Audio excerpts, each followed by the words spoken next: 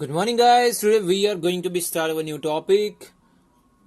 और अपने टॉपिक का नाम है magnetic field of a solenoid. ठीक है, हम जो टॉपिक स्टार्ट करने वाले हैं वो है मैग्नेटिक फील्ड ऑफ सोलेनाइड। मतलब हमें पता लगाना है सर कि ये सोलेनाइड जो कंस्ट्रक्शन होगा वायर का, उसमें टोटल मैग्नेटिक फील्ड जो होगी उसका मैग्नेट्यूड क्या होगा, है ना। टोटल मैग्नेटिक इंडक्शन कितना होगा, ठीक है, उसमें ये हमें यहाँ पे पता लगाना है। सो हम पहले ड्रॉ कर लेते हैं सर सोलेनाइड का एक कंस्ट्रक्शन छोटा सा। ठीक है, तो सोलेनाइड हमारा कुछ इस तरीके से दिखता है। एक स्प्रिंग जैसा कनेक्शन होता है पूरे वायर का।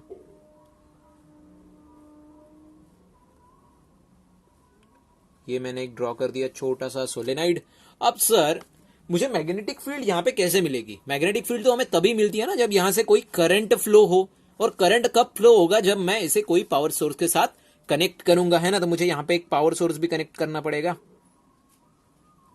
सो मैंने यहाँ पे कर दिया है पावर सोर्स कनेक्ट। ठीक है, so current flowing from the positive terminal to negative terminal, ये हमें सबको पता है। सो ये पॉजिटिव टर्मिनल है इसका, ये नेगेटिव है। सो ये करंट यहां से लेके इधर ऐसा घूम रहा है। ठीक है, और जब सर यहाँ पे करंट जब इसके अंदर से फ्लो होगा तो क्या बनेगा? यहाँ पे एक स्ट्रॉन्ग मैग्नेटिक फील्ड भी यहाँ पे जनरेट होगी। यहाँ पे एक स्ट्रॉन्ग मैग्नेटिक फील्ड भी यहाँ पे सर क्या बनेगी, मतलब यहाँ पे एक फॉर्म होगी। तो यहाँ पे एक मैग्नेटिक फील्ड भी मैं ड्रॉ कर लेता हूँ, समझो कुछ इस तरीके की। यहाँ के अंदर मैग्नेटिक फील्ड ड्रॉ होगी, बनेगी ना ऐसे,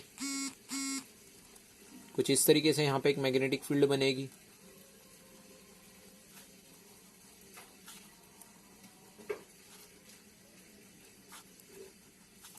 आई होप सो आपको दिख रहा होगा। ये ऐसे मैग्नेटिक फील्ड बनती है ना, टोटल मैग्नेट के अंदर भी बनती है।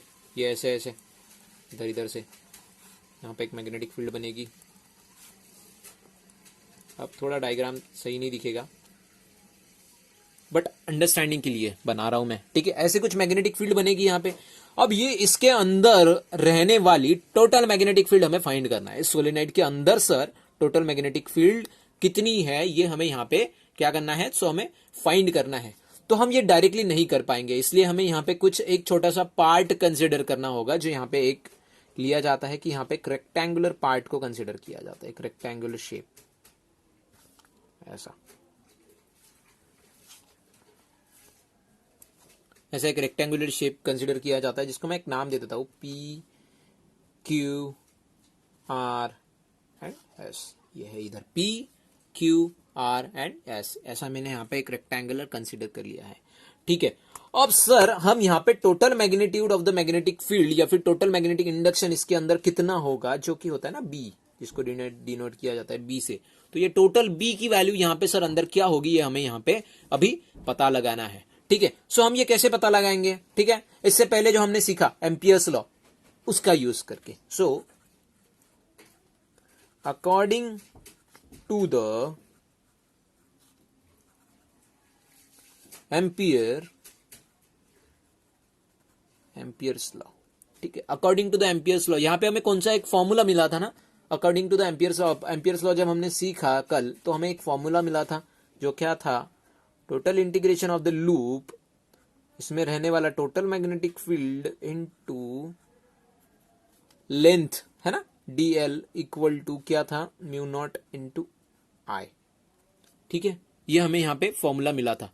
बट सर वो कैसा था? तो वो एक सिंगल कॉइल के लिए था, है ना, एक सिंगल कॉइल था, एक सिंगल कॉइल था। बट यहाँ पे कैसे है, ऐसे नंबर ऑफ टर्न्स है कॉइल के, यहाँ पे टर्न्स कैसे है, नंबर ऑफ टर्न्स यूज किए गए हैं। सो हमें इसके लिए भी कुछ करना पड़ेगा, है ना। सो टोटल टर्न जो होते हैं हम उसको क्या डिनोट करते हैं, TOTAL, टोटल, TURNS टर्न्स हम क्या डिनोट करते हैं, इसके पहले भी हमने सीखा है स्टार्टिंग में, है ना। So total turns is equal to क्या होता है, हम N कहा जाता है।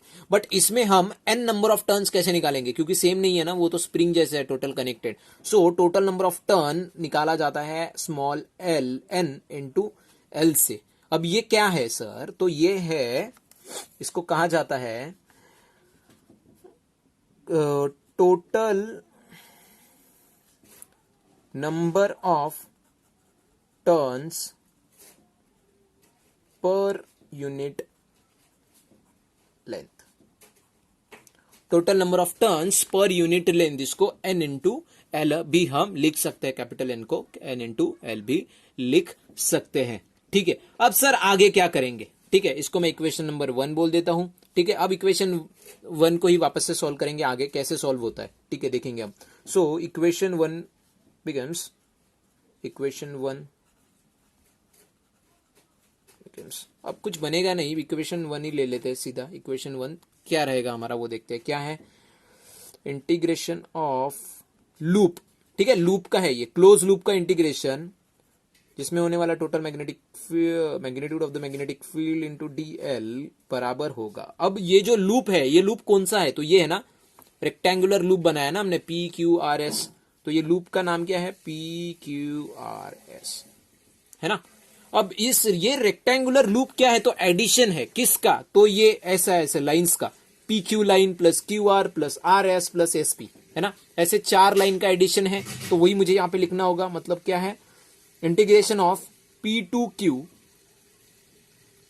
क्यू, इसमें भी क्या है, कुछ अमाउंट में मैग्नेटिक फील्ड होगा इनटू कुछ लेंथ है इसका, ठीक है, कुछ लेंथ भी है, ठीक है, प्लस इंटीग्रेशन ऑफ अब क्यू आर, इसका भी कुछ magnitude of the magnetic field होगा इनटू डीएल होगा, ठीक है, प्लस क्या आएगा, और इंटीग्रेशन ऑफ क्यू आर हो गया, आर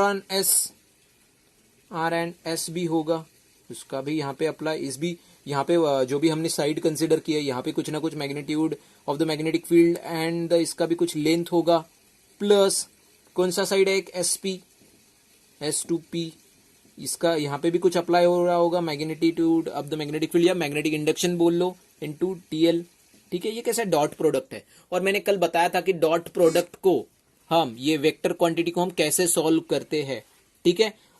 उसको मैं वापस से एक बार बता देता हूँ, ऐसा था ना, P into Q vector is equal to P Q cos theta, ऐसे सॉल्व होता है ना। तो बस ये देखो, ये P है समझो, ये Q है, तो हम इसको कैसे सॉल्व करेंगे, integration of P Q, P to Q, sir. So now new step, next step क्या होगी सर हमारी, तो यहाँ पे B इंटू डी वेक्टर आया है, ठीक है। सो हमको इसे क्या करना है, सॉल्व करना होगा, और यहाँ पे एंगल क्या बनेगा, तो एंगल बनेगा सर थीटा। बट एक चीज हमें पता लगानी होगी, पहले हम इसको सॉल्व कर लेते हैं, फिर मैं बताता हूं ये एंगल जो थीटा है, ये किसके किसके बीच में का एंगल यहाँ पे हमें फॉर्म होगा। सो B into D L cos theta बनेगा, ठीक है, इनका वेक्टर निकल जाएगा, मैग्नीट्यूड में कॉस थीटा लिखेंगे हम, plus integration of P into क्या बनेगा, पी क्यू हो गया, सॉरी Q नेक्स्ट है, Q इंटू आर, ठीक है, यहां पे भी B vector into D of L, sorry vector नहीं आएगा, इंटू कॉस थीटा बनेगा, प्लस यहां पे वापस से नेक्स्ट क्या है, R into S, B into D L cos theta बनेगा, प्लस नेक्स्ट स्टेप क्या है, वापस से एक बचा हुआ इंटीग्रेशन ऑफ कौन से side S to P, side integration of S to P, B into D L cos theta, ठीक है। अब सर यहां तक इक्वेशन तो आ गया है, बट ये जो सर हमने कॉस थीटा लिखा है, तो ये थीटा कौन सा एंगल होगा, ठीक है, हम इसको अभी बताएंगे, मैं आपको बताऊंगा कि कॉस थीटा क्या होगा। So cos theta is angle between, theta is angle between, किसके किसके बीच में का एंगल होगा, तो एंगल है लेंथ ऑफ द वायर, ये वायर के जो भी लेंथ होगा इसका, व्हेन विथ किसके साथ, तो यहां पे जो भी मैग्नेटिक फील्ड फॉर्म होगी इसके साथ, तो मैग्नेटिक फील्ड देखो इसके कैसा जा रहा है, 90 डिग्री बना रहा है यहां पे, ठीक है, 90 डिग्री, बट किसके साथ, तो पहला जो है हमारा P to Q, PQ wire कौन सा है, ये PQ वाला वायर है, ठीक है, ये PQ जो वायर है यहां पे मैग्नेटिक फील्ड बना, और वो कैसा है, सेम डिग्री है, यहां पे कुछ अलग एंगल बन रहा है क्या, नहीं, एंगल जो है वो यहां पे 0 एंगल बन रहा है, तो यहां पे कॉस थीटा, यहां पे कॉस थीटा क्या आएगा, 0 डिग्री, पहले कंडीशन में क्या आएगा, 0 degree. Then next Q to R, ठीक है, नेक्स्ट क्या है, वायर कौन सा वायर यूज करने वाले हैं हम, Q टू R वाला वायर यूज करने वाले हैं। यहां पे मैग्नेटिक फील्ड क्या हो रहा है, ऊपर जा रहा है, ठीक है, देखो यहां से मैग्नेटिक फील्ड ऐसा हो रहा है, ठीक है, वायर ऊपर जा रहा है, तो एंगल कौन सा बना सर, 90 डिग्री। तो नेक्स्ट कंडीशन में थीटा, कॉस थीटा क्या आएगा, थीटा क्या आएगा, 90 डिग्री, तो यहां पे क्या बन जाएगा, कॉस 90 डिग्री, ठीक है। वैसे ही नेक्स्ट है RNS, बट सर यहां पे जब RNS अप्लाई होता है तब यहां पे कोई मैग्नेटिक फील्ड दिख रहा है क्या इतने एरिया में, नहीं सर, यहां पे कोई भी मैग्नेटिक फील्ड जनरेट नहीं होता है। तो यहां पे जो magnitude of the magnetic field रहेगा हमारा, उसका वैल्यू टोटली यहां पे आएगा 0। ठीक है, तो यहां पे magnitude of the magnetic field क्या रहेगा, हमारा मैग्नेटिक इंडक्शन जो है वो 0 रहेगा यहां पे। नेक्स्ट इसके बाद आने वाला है, नेक्स्ट है हमारा integration of S2P। So side S2P पे क्या अप्लाई होगा, देखो ये लाइन ऊपर जा रहा है, मैग्नेटिक फील्ड इधर आ रहा है। सो यहाँ पे जो एंगल बनता है वायर एंड मैग्नेटिक फील्ड के बीच में, वो है 90 डिग्री का। सो यहाँ पे थीटा इज इक्वल टू क्या हो जाएगा, 90 डिग्री हो जाएगा। Theta is equal to 90 degree हो जाएगा। सो यहाँ पे आएगा कॉस थीटा की वैल्यू आएगी 90 डिग्री। मतलब देखो सर, दो जगह पे क्या आया, कॉस 90 डिग्री, कॉस 90 डिग्री। यहां पे तो बी की वैल्यू टोटली 0 ही हो जाएगी, और यहां पे cos theta is equal to क्या आएगा, कॉस 0 डिग्री। सो यहां पे नेक्स्ट हमारी स्टेप क्या बनती है वो देखो। नेक्स्ट स्टेप बनेगी integration of P to Q cos 0। यहां पे रीजन लिख रहा हूं मैं, ठीक है। कॉस 0 डिग्री इक्वल टू क्या होता है, कॉस 0 डिग्री इक्वल टू होता है सर 1। करेक्ट, कॉस 0 डिग्री क्या होता है, 1 होता है। तो यहां पे क्या आएगा, ये तो 1 हो जाएगा। सो b इंटू dl बन जाएगा, प्लस नेक्स्ट है Q2R। और यहां पे b into dl as constant मैं यहां पे लिख देता हूं, b into dl cos theta जो आया हमारा कॉस 90 डिग्री। तो कॉस 90 डिग्री क्या होता है, कॉस 90 डिग्री हो जाता है हमारा 0। तो यहां पे हो जाएगा 0। Then plus integration of R2S। So यहां पे हमारा सीधा सीधा मैंने क्या बोला था, यहां पे जो मैग्नेटिक फील्ड आया है, यहां पे कोई मैग्नेटिक फील्ड दिख रहा है क्या, देखो मैग्नेटिक फील्ड ऐसा यहां पे एक लूप बना रहा है ना, तो यहां पे कोई तुम्हें मैग्नेटिक फील्ड है ही नहीं। तो यहां पे सीधा सीधा मैंने क्या कर दिया है, बी की वैल्यू को अगर मैं 0 कर दूं तो पूरा इक्वेशन यहां पे 0 ही हो जाएगा। प्लस इंटीग्रेशन ऑफ S2P यहां पे भी 90 डिग्री का एंगल बना है, थीटा 90 आया।